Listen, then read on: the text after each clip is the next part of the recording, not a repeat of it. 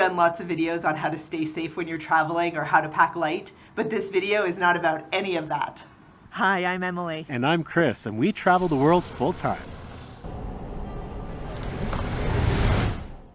Today we're talking about the traveling mindset. What does it take to be mentally prepared for new languages, new cultures, and new ways of doing things? If you're thinking about becoming a digital nomad or traveling the world full-time, here are 6 things to think about to mentally prepare yourself for what you're about to get into. Number 1, projects. When you get to a new city, it is so exciting, and you're going to be getting out and exploring and trying new foods and looking at new things. But it's also really important to have some side projects that you can do when you're not out exploring. For example, if you're into digital art like Chris is, that's great because all you need is a computer. But if you're into sculptures and painting, then that could be more problematic because you've got to fit a lot of art supplies in your luggage. The same thing is true with sports. If you're into running, super easy, you don't need to pack a lot. But if you're into a sport like triathlon, bringing your bike around could be really problematic. And speaking of not lugging a lot of supplies around, on to point number 2. Try to pack light. Get into a mindset of living with less. If you're lugging a lot of stuff around, not only is it a lot of stuff to pack and unpack, but it puts you at higher risk for getting robbed or having things stolen. And so we just like to travel light, and then we can get on buses and move around and be really agile anywhere we go. On to point number 3. Be ready to embrace new cultures and ways of doing things. We're here in Ecuador right now, and things are definitely different from what we're used to back in Canada. Things are louder, dogs are barking, and we just got to get used to it. We are in someone else's country. It's not up to us to ask them to try and quiet their dog down or do less talking in the hallway outside our apartment. We're guests here, and so we need to embrace their culture. I would also highly recommend embracing the local food.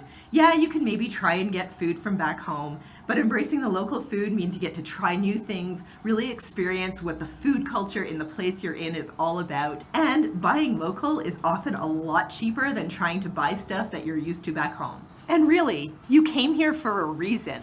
And so if you're trying to eat like you would back home, what's the point? You may as well have just stayed home. So embrace the new food, embrace the new culture, try and enjoy whatever the new place is throwing at you.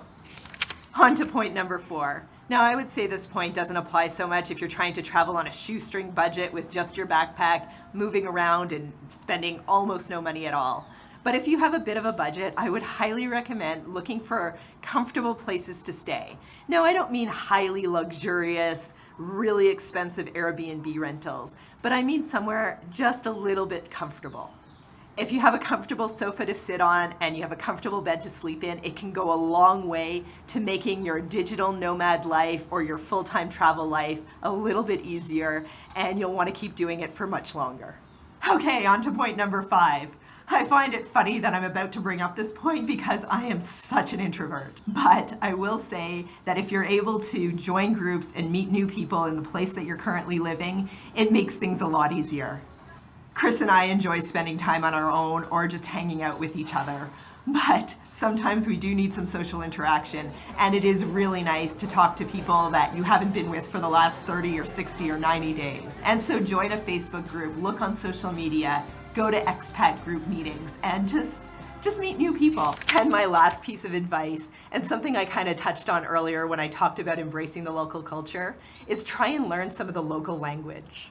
If you're going to be somewhere for 1 or 2 or even 3 months or more, it really helps when you go into a grocery store to be able to ask where something is, when you go into a restaurant to be able to read the menu, or just be able to ask for directions or order a taxi. Picking up common phrases doesn't have to take too much of your time, and it's kind of fun to be able to speak some of the local language.